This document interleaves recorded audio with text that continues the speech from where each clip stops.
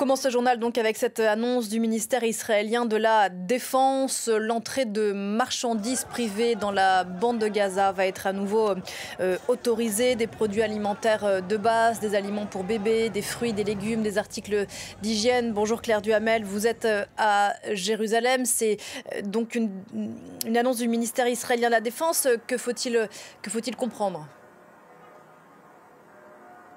Bonjour Elisabeth. Eh bien, tout d'abord, ça faisait depuis octobre 2024 que le secteur privé n'était pas autorisé à livrer de l'aide humanitaire à Gaza. Face aux images de famine qui dévastent la bande de Gaza, face à l'émoi international, eh bien, Israël a donc décidé finalement d'autoriser de nouveau des marchands locaux, des familles puissantes à délivrer cette aide humanitaire dans la bande de Gaza. Alors cette aide, elle transitera par le point de passage de Kerem Shalom qui marque la frontière entre Israël et Gaza. C'est ici qu'elle sera formellement contrôlée par les autorités israéliennes, comme c'est le cas pour tous les camions qui pénètrent dans la bande de Gaza.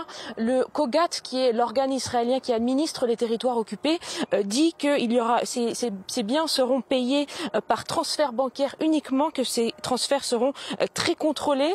Et puis c'est aussi dit de façon explicite dans le communiqué du Kogat, il s'agit là de limiter la dépendance aux Nations Unies, puisqu'on le sait, Israël, depuis le début de cette guerre, estime que les Nations Unies n'est pas un acteur crédible, que l'aide qui transite par les Nations Unies est pillée par le Hamas, même si Israël ne peut pas toujours prouver ses dires. Depuis des mois, Israël cherche donc à tout prix à limiter le rôle des Nations Unies, que ce soit par la Gaza Humanitarian Foundation, cette organisation américaine qui délivre l'aide humanitaire dans le sud de Gaza, que ce soit aussi par des opérations de largage d'aide humanitaire dans les airs. En attendant, la famine progresse dans la bande de Gaza. 5 personnes ont été tuées par la faim ces dernières 24 heures selon le ministère de la Santé, contrôlé par le Hamas, ce qui porte le bilan total à 180 personnes tuées de faim ou de malnutrition, dont 93 enfants. On rappelle que ces chiffres du ministère de la Santé du Hamas, ils sont jugés crédibles par les organisations internationales qui travaillent à Gaza.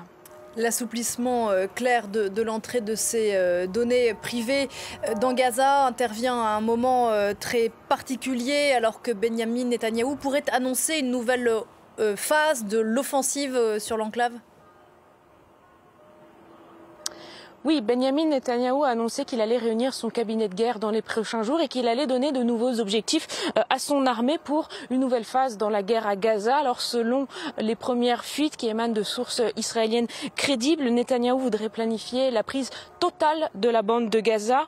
La population palestinienne à l'heure actuelle est agglutinée sur environ 12% du minuscule territoire, le reste étant sous ordre d'évacuation ou déclaré zone militaire. Et ces annonces israéliennes, elles font suite aussi aux publications il y a quelques jours de vidéos d'otages israéliens par le Hamas ou le djihad islamique. 3 vidéos montrant 2 otages dans un état de détresse physique et psychologique inouï. On voit ces 2 otages complètement squelettiques. Sur l'une de ces 3 vidéos, on voit par exemple l'otage Eviatar David creusant sa propre tombe dans un tunnel et implorant le gouvernement de Benyamin Netanyahou un cessez-le-feu.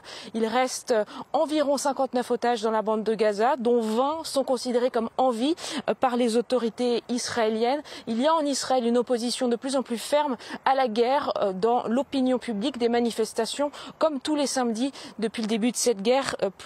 Une large partie de la population israélienne qui demande un cessez-le-feu et la libération des otages, ce qui s'est aussi illustré cette semaine par l'appel de 550 ex-responsables de l'appareil sécuritaire israélien exhortant Israël à arrêter la guerre. Ils estiment qu'Israël aurait pu cesser cette guerre il y a un an environ.